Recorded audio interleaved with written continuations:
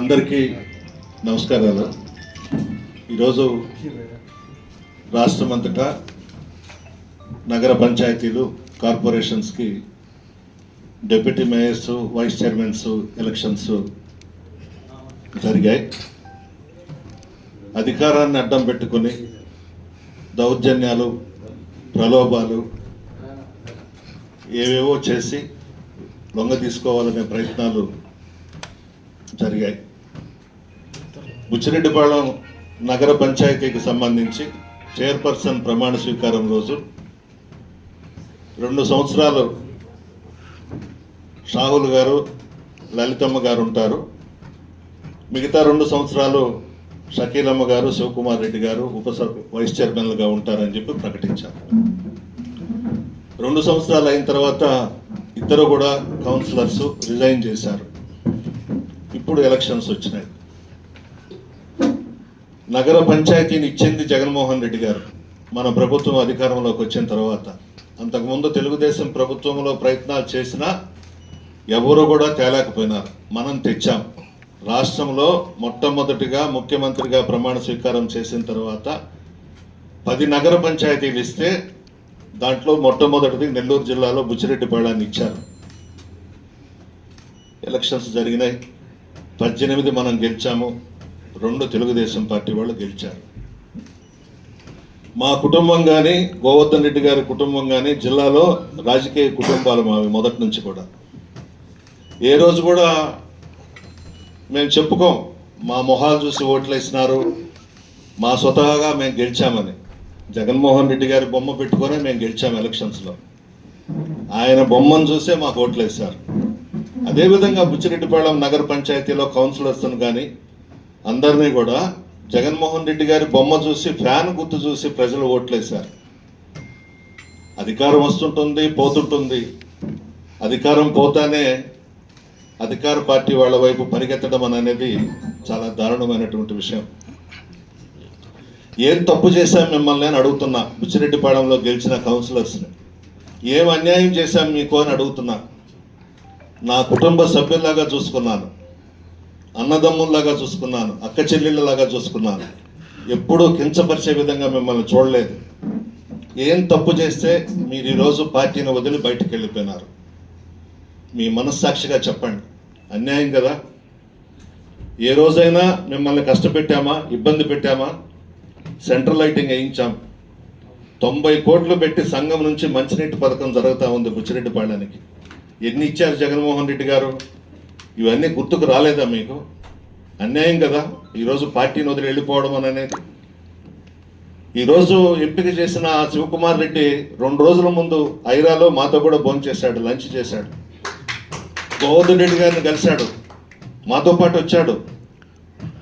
ఇంత లోపల మీ అభ్యర్థి ఎలా అయినాడు ఆయన? ఆశ్చర్యంగా ఉంది. అసలు ఈరోజు బుచ్చిరెడ్డిపాళెంలో జరిగిన వైస్ చైర్మన్ల ఎన్నిక చూస్తే నవ్వు వస్తుంది. నవ్వుకుంటారు ఎవరైనా కూడా. అదే కౌన్సిలర్స్ని అడుగుతా ఉన్నా, ఏం తప్పు చేశామమ్మా, ఏం అన్యాయం చేశాము, పార్టీని వదిలి వెళ్ళిపోయినారు మీరు? వ్యాపారాలు చేసుకునేదానికి కొంతమంది, ఆర్థికంగా బలపడేదానికి కొంతమంది బయటకు వెళ్ళిపోయినారు. ఇక్కడ ఉండే గౌరవం మీకు దక్కుతుందా ఇక్కడ అని అడుగుతున్నా నేను. ఆడ గేట్ల బయట నిలబడాల్సిందే కదా. అదే జరుగుతుంది కదా ఈరోజు తెలుగుదేశం పార్టీ నాయకులకి, కార్యకర్తలకి. ఇక్కడ ఉన్న గౌరవం మీకు లభిస్తుందా అని అడుగుతున్నా. ఈరోజు ప్రలోభాలకి లొంగకుండా మా 6 కౌన్సిలర్స్ నా ప్రక్కన, గోవర్ధన్ అన్న ప్రక్కన కూర్చున్న వాళ్ళు పాదాలకి నమస్కరిస్తా ఉన్నా, వాళ్ళ నిజాయితీకి నమస్కరిస్తా ఉన్నా. 4 రోజుల నుంచి వాళ్ళ ఇళ్ల చుట్టూ తిరుగుతూ ఎన్ని ప్రలోభాలు పెట్టినా మేము రాము, మేము జగన్మోహన్ రెడ్డి గారితోనే ఉంటాము అని చెప్పారు. ఓడిపోతామని తెలిసినా ఈరోజు ఎలక్షన్స్లో పోటీకి పెట్టాం. మా ప్రమీలక్కని పెట్టాం, యానాది రెడ్డి అన్నను పెట్టాం.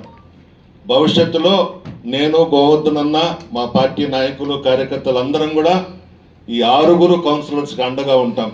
జగన్మోహన్ రెడ్డి గారి దృష్టికి తీసుకువెళ్ళి భవిష్యత్తులో మంచి పదవులు వచ్చే విధంగా కూడా చేస్తామని చెప్పి నేను హామీ ఇస్తా ఉన్నా. ఏదేమైనా ప్రజలకు వదిలేస్తాం. బుచ్చిరెడ్డిపాళెం నగర ప్రజలకు వదిలేస్తాం. ఈరోజు వీళ్ళు చేసిన తప్పులు, వెళ్ళిన కౌన్సిలర్స్, చైర్పర్సన్ మనం పంపించలేదు, వాళ్ళే వెళ్ళిపోయినారు, వాళ్ళ విజ్ఞతకే వదిలేస్తాం. నమస్కారం. ఈరోజు బుచ్చిరెడ్డిపాలెం నగర పంచాయతీకి సంబంధించి డిప్యూటీ చైర్పర్సన్ల ఎన్నిక జరిగింది. నిజంగా డిప్యూటీ చైర్పర్సన్ల ఎన్నిక జరిగితే నవ్వులాటగా, ఒక ప్రహసనంగా ఈరోజు మారిపోయినటువంటి పరిస్థితి. ఎందుకంటే చాలామంది చెప్పాం 2 రోజులుగా, మీరు నిజాయితీగా నిలబడతారా, లేదు వెన్నుపోటుదారులుగా చరిత్రహీనులుగా మిగిలిపోతారా తేల్చుకోండి అని చెప్పి బుచ్చిరెడ్డిపాలెంకు సంబంధించినటువంటి కౌన్సిలర్లు కూడా చెప్పడం జరిగింది. ఈరోజు మేము అనేక సందర్భాల్లో చెప్పాం, ప్రసన్న నేను కౌన్సిలర్లతో ప్రధానమైనటువంటి నాయకులు అందరం కలిసి కూర్చొని మాట్లాడినప్పుడు ఎన్నికల్లో పోటీ చేద్దామనేటువంటి అంశం ప్రస్తావనకు వచ్చినప్పుడు ఒకటే చెప్పాం, మా పోటీ అనేటువంటిది తెలుగుదేశం పార్టీ మీద కాదు, ఇది నీతికి అవినీతికి, న్యాయానికి అన్యాయానికి, నిజాయితీకి వెన్నుపోటుకి జరిగేటువంటి పోటీగా భావించి మేము పోటీలో నిలబడతామని చెప్పి అనుకున్నాం. అందరూ కూడా నిలబడాల్సిందేనని చెప్పి కౌన్సిలర్లు అందరూ చెప్పడం జరిగింది. ఇంత చేస్తే మీకు మెజారిటీ ఉంది అని మీరు అనుకుంటే మీరు అసలు అభ్యర్థినే పెట్టలేక, ఎవరైతే వైఎస్ఆర్ కాంగ్రెస్ పార్టీలో గెలిచినటువంటి అభ్యర్థిని తీసుకొచ్చి వీళ్ళు మా అభ్యర్థిని పెట్టుకోవాల్సినటువంటి దీన స్థితికి తెలుగుదేశం పార్టీ దిగజారిపోయిందంటే అంతకన్నా దౌర్భాగ్యమైనటువంటి పరిస్థితులు మరొకటి ఉండవు. కనీసం బీ ఫారం మీద గెలిచినటువంటి వాళ్ళని మీరు పెట్టుకోగలిగారంటే పెట్టుకోలేకపోయారు, పెట్టుకోలేరు మీరు. కాబట్టి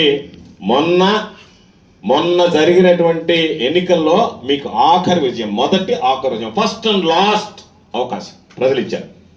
ఇంకా అవకాశం రాలే మీకు. కాబట్టి ఈ రోజు కూడా YSR Congress party B form మీద జగన్మోహన్ రెడ్డి గారి ఫోటో మీద గెలిచినటువంటి వాళ్ళకి మరలా మీరు ఈరోజు డిప్యూటీ చైర్పర్సన్గా ఎన్నిక చేసుకోవాల్సినటువంటి పరిస్థితి ఏర్పడింది. వాళ్ళని స్వతంత్రంగా పరిగణిస్తారా, వైఎస్ఆర్ కాంగ్రెస్ పార్టీ కింద పరిగణిస్తారా, అది మీ ఇష్టం. వాళ్ళు మా పార్టీకి సంబంధించినటువంటి వాళ్ళు, మా వాళ్ళు మాత్రం కాదు. ఎందుకంటే మా పార్టీకి సంబంధించి ప్రసన్న చెప్పినట్టుగా ఇక్కడ ఆయన ఇన్ఛార్జిగా గతంలో శాసనసభ్యుడిగా పనిచేస్తే ఆయన మాట విని ఓటు వేసినటువంటి వాళ్ళు, మా కౌన్సిలర్లు. మా పార్టీ మీద గెలిచి మాకు వెన్నుపోటు పొడిచి వెళ్ళిపోయినటువంటి వ్యక్తులు వీళ్ళు.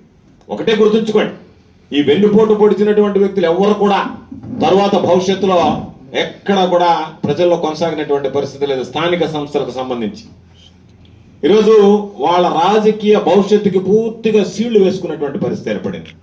పాపం కొంతమంది మాట్లాడుతూ చెప్తున్నారు, ఏమని, విప్పు జల్లదేవ్ ఎలక్షన్ ఆఫీసర్ ఏదో చెప్పాడు, మేము ఎలక్షన్ జరిపేసాము అని. అసలు తెలుగుదేశం పార్టీకి నేను అడుగుతున్నాను, ఈ రాష్ట్రానికి సంబంధించినటువంటి మంత్రి, మున్సిపల్ శాఖ వ్యవహారాల మంత్రి, అసలు అనర్హత అంటే ఏంటి, దాని గురించి మీకు అవగాహన ఉందా ఎవరికన్నా? 91వ రాజ్యాంగ సవరణ జరిగిన తర్వాత చాలా మార్పులు వచ్చాయి. దాని మార్పుల్లో భాగమే మీ అందరికి ఒక విషయం చెప్పాలి, ఆ మార్పుల్లో భాగమే 15% మించి మంత్రులు ఉండకూడదు అనేటువంటిది కూడా ఒక భాగం. అందుకనే ఈరోజు మనం మన రాష్ట్రానికి సంబంధించి ముఖ్యమంత్రితో సహా 26 మందినే మంత్రులు పెట్టుకుంటాం. అంతకుముందు అటువంటి పరిమితి లేదు. 91వ సవరణలో వచ్చినటువంటిది. ఆ 91వ సవరణలోనే పూర్తిగా 100% మంది పార్టీ మారినా సరే పార్టీ ఒప్పుకోకపోతే అది అనర్హత కింద వస్తుంది అని చెప్పడం జరిగింది. దాని మీద ఈ మధ్యనే కేరళ హైకోర్టు తీర్పు ఇచ్చింది. మీరు వెళ్ళాలి అనుకుంటే, పార్టీ మారాలి అనుకుంటే పార్టీకి కాదు రాజీనామా చేయాల్సిందే, పదవికి రాజీనామా చేసి, పార్టీకి రాజీనామా చేసి వేరే పార్టీలలో స్వతంత్రంగా నిలబడాలి తప్ప అది ఎన్ని పక్కన పెట్టి ఎవరో ఒక 1/3 వంతు వెళ్ళారంట, ఒక 2/3 వంతు వెళ్ళాడంటారు. 1/3 వంతు ఏంది, 2/3 వంతు ఏంది, మొత్తం వెళ్ళినా కూడా అనర్హత కింద ప్రకటించేటువంటి అవకాశం ఉందంటే ఒక ఆయన మేము కలిపేసాం ఉంటారు. కాబట్టి ఖచ్చితంగా వీళ్ళందరూ అనర్హులే. వెంటనే రేపు జిల్లా ఎన్నికల అధికారికి ఇస్తాం, ఇచ్చిన తర్వాత అనర్హులుగా ప్రకటించమంటాం, న్యాయ పోరాటం చేస్తాం. వాళ్ళకి మరలా ఇంకా అనర్హులుగా ప్రకటించిన తర్వాత ఇంక ఎన్నికల్లో పోటీ చేసేటువంటి అవకాశం కూడా కోల్పోయేటువంటి పరిస్థితులు వస్తాయి. కాబట్టి ఈ రోజు జరిగినటువంటి పరిణామాల్లో నిజంగా నాకు అనిపించింది, అయ్యో తెలుగుదేశం పార్టీ ఎంత దిగజారిపోయిందా ఈ రాష్ట్రంలో, ఈ జిల్లాలో, ఈ కోవూరు నియోజకవర్గంలో అనిపించింది. మీరు పోటీ పెట్టుకోలేనటువంటి పరిస్థితి. ఎవరో వైఎస్ఆర్ కాంగ్రెస్ పార్టీకి 2 రెబల్ని నిలబెట్టి వాళ్ళ కోసం క్యాంపు రాజకీయాలు, వాళ్ళ కోసం పేమెంట్లు, వాళ్ళ కోసం ఆన్లైన్ కాంటాక్ట్స్, ఇన్ని రకాలుగా చేయాలి. అంటే ఏ విధంగా అయిపోయిందంటే భయపెట్టో, బెదిరించో, ప్రలోభ పెట్టో, ఎవడో స్వార్థ ప్రయోజనాల కోసం మీ దగ్గరికి తీసుకుని వాళ్ళని మా అభ్యర్థులను సంకలు గుర్తుకోవాల్సినటువంటి దీన పరిస్థితికి దిగజారిపోయింది ఈరోజు. కాబట్టి ఇది నిజంగా తెలుగుదేశం పార్టీకి చెంపపెట్టు లాంటిది, వైఎస్ఆర్ కాంగ్రెస్ పార్టీకి నైతిక విజయం ఇది. ఎందుకంటే మేము గత 3 రోజులుగా చెప్పాం, ఓడిపోవడంతో మాకు సంబంధం లేదు, ఓడిపోతామా గెలుస్తామా అనేటువంటి ఆలోచన లేదు. ఒక సిద్ధాంతం మీద నిలబడేటువంటి వాళ్ళు, ఆ సిద్ధాంతం కోసం పోరాటం చేసేటువంటి వాళ్ళు. మీలాగా ఎన్నికలు అయిపోయిన తర్వాత 4 సంవత్సరాలు, 4.5 సంవత్సరం ఎక్కడున్నారో కూడా తెలియదు, ముసుగేసుకుని పడుకున్నారు మీరు. ఎక్కడన్నా ఇప్పుడన్నా తెలుగుదేశం పార్టీకి సంబంధించి ఎన్నికలు జరిగితే ఈ బుచ్చిరెడ్డిపాలెంలో 3 సంవత్సరాల తర్వాత ఎన్నికలు జరిగితే ఇద్దరిని గెలిపించుకోవడానికి చతికిల పడ్డటువంటి వాళ్ళు మీరు. అటువంటిది మేము 6 నెలల తర్వాత మరలా ఎన్నికలు వస్తే ధైర్యంగా వచ్చి ఈరోజు పోటీ పెట్టాం. మాకు సంబంధించినటువంటి దాంట్లో మాతో నిలబడినటువంటి 6 మంది తరకలు అన్ని వెళ్ళినా కూడా 6 మంది నిఖార్స్ అనేటువంటి వాళ్ళు నిలబడ్డారు ఈరోజు. కాబట్టి తప్పనిసరిగా ఎవరైతే పార్టీ కష్టకాలంలో ఉన్నారో వాళ్ళందరినీ ప్రసన్న చెప్పినట్టుగా జగన్మోహన్ రెడ్డి గారి దృష్టికి తీసుకువెళ్తాం. ఈ 6 మంది కానీ ఈరోజు ఓటమి పాలవుతామని తెలిసినా సరే మేము నిలబడి తీరుతామన్నట్టుగా పాపం పోటీకి ముందుకొచ్చి, ఓటమికి సాధారణంగా ఎవరు రారు, కానీ పార్టీ సిద్ధాంతాలకు కనపడి ప్రసన్న మీద ఉన్నటువంటి అభిమానంతో, పార్టీ మీద ఉన్నటువంటి ప్రేమతో, జగన్మోహన్ రెడ్డి గారి నాయకత్వం పట్ల ఉన్నటువంటి నమ్మకంతో ఈరోజు మేము పోటీ చేస్తామని చెప్పి పోటీ చేశారు. వాళ్ళందరికీ కూడా ఎవరైతే ఈరోజు నిలబడ్డటువంటి కౌన్సిలర్లు ఉన్నారో ప్రసన్న చెప్పినట్టుగా మా ఇద్దరి బాధ్యత తప్పనిసరిగా వాళ్ళకి పార్టీలో సముచితమైనటువంటి స్థానం లభించేటువంటి విధంగా రేపు పార్టీ అధికారంలోకి వచ్చిన తర్వాత చర్యలు తీసుకోవడం జరుగుతుందని చెప్పి ఈ సందర్భంగా తెలియజేస్తున్నాం. కాబట్టి ఏది ఏమైనా సరే ఈరోజు ఇది చంపపెట్ట లాంటిది. పాపం చాలా మంది అనుకున్నారు మేమేదో వస్తాం, ఏడు తెలుగుదేశం పార్టీకి సంబంధించినటువంటి అభ్యర్థులు గెలిచినట్టుగా ప్రకటిస్తాం, అవుట్లు కాల్చుకుంటా పోతామని చెప్పి అనుకున్నారు. పాపం అవుట్లు కాల్చుకునే పరిస్థితి లేదు, తెలుగుదేశం పార్టీ అభ్యర్థిని గెలిపించుకున్నామని ప్రకటించుకునేటువంటి పరిస్థితి లేదు. ఎవరన్నా విలేకరులు ఎవరయ్యా గెలిచిందంటే అని చెప్పి మూలికి పోవాల్సినటువంటి పరిస్థితులు ఏర్పడ్డాయి తప్ప ఇదిగో ఈ అభ్యర్థి గెలిచారని చెప్పుకోలేనటువంటి పరిస్థితుల్లో జరిగేటువంటి ఎన్నికని మీరు అసలు ఎన్నిక అనుకుంటారా? దానికి ఒక ప్రాసనం అనుకుంటారా?